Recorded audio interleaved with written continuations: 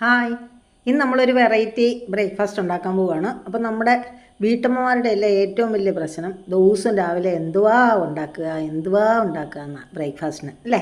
അപ്പം ഇന്ന് ഞാൻ ഉണ്ടാക്കാൻ പോകുന്നത് വലിയ അതിന് എല്ലാം വഴിയെ പറയും, വഴിയെ മനസ്സിലാകും കേട്ടോ. അപ്പം എന്താ പറയുക, ഒരു കടായി വെച്ചു, അതിനകത്തേക്ക് 1/2 ടീസ്പൂൺ നെയ്യും ഒരു 2 ടീസ്പൂൺ വെളിച്ചെണ്ണയും കൂടെ ഒഴിച്ചു കൊടുത്തു. ഇനി ആ വെളിച്ചെണ്ണ ചൂടായി വന്നു കഴിയുമ്പോഴത്തേക്ക് നമ്മൾ അടുത്തതായിട്ട് 1/2 ടീസ്പൂൺ കടുക് ഇട്ട് കൊടുക്കണം. അതിൻ്റെ കൂടെ തന്നെ ഒരു മുളകും കൂടെ കിള്ളി ഇട്ട് കൊടുക്കാം.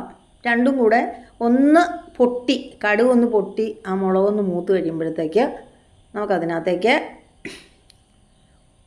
ഒരു ചെറിയ കഷ്ണം ഇഞ്ചി നുറുക്കി അതിനകത്തേക്ക് ഇട്ട് കൊടുക്കുക.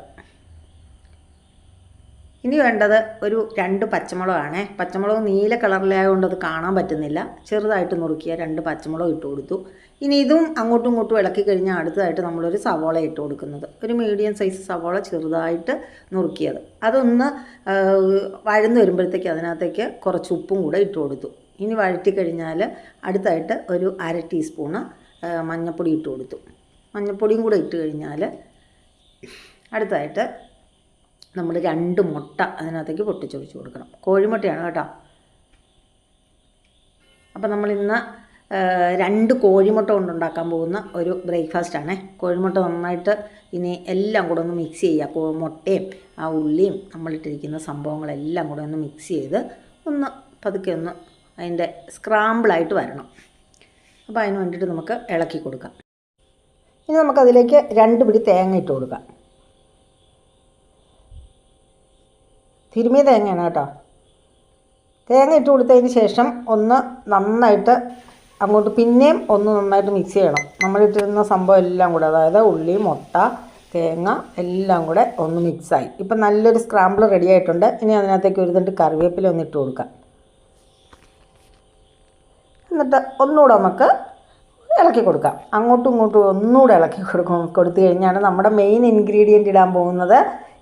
ഇതും നമ്മൾ അവലാണ് ഇടുന്നത്. ഇതിനകത്ത് വെള്ളത്തിലിട്ട പാടെ പിഴിഞ്ഞെടുത്ത അവലാണ് കേട്ടോ. നല്ല സോഫ്റ്റ് ആക്കി കിട്ടാൻ വേണ്ടിയിട്ടാണ് അങ്ങനെ. അവൽ ഒന്നോടെ അങ്ങനെ ഇട്ട് കൊടുത്താൽ ഇത്തിരി ഹാർഡായിട്ടിരിക്കും നമ്മുടെ ബ്രേക്ക്ഫാസ്റ്റ്. അതുകൊണ്ട് നമുക്കതൊന്ന് ശരിക്കും പറഞ്ഞാൽ അയഞ്ഞ് കിട്ടാൻ വേണ്ടിയിട്ടാണ് നമ്മൾ വെള്ളത്തിലിട്ട് പിഴിഞ്ഞെടുക്കുന്നത്. അപ്പോൾ ഈ അവലെന്ന് പറയുന്നത് ചില്ലറക്കാരനൊന്നും അല്ല, അരിയുടെ ഒരു സംഭവം തന്നെയാണ് അല്ലേ. സ്റ്റാർച്ച് ഉള്ള അരിക്കകത്തു നിന്ന് എടുക്കുന്ന ഈ അവലിനകത്തുള്ളത് എന്നാൽ ഫൈബറാണ് കേട്ടോ.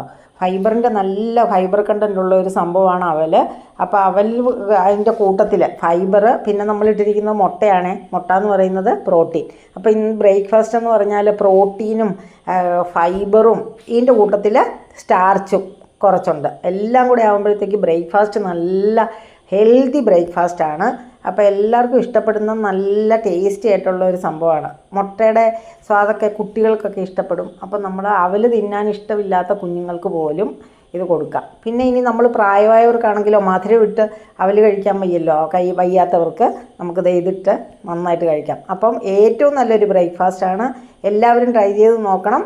അപ്പോൾ അടുത്ത വീഡിയോ ആയിട്ട് വരുന്നവരെ ബായ്.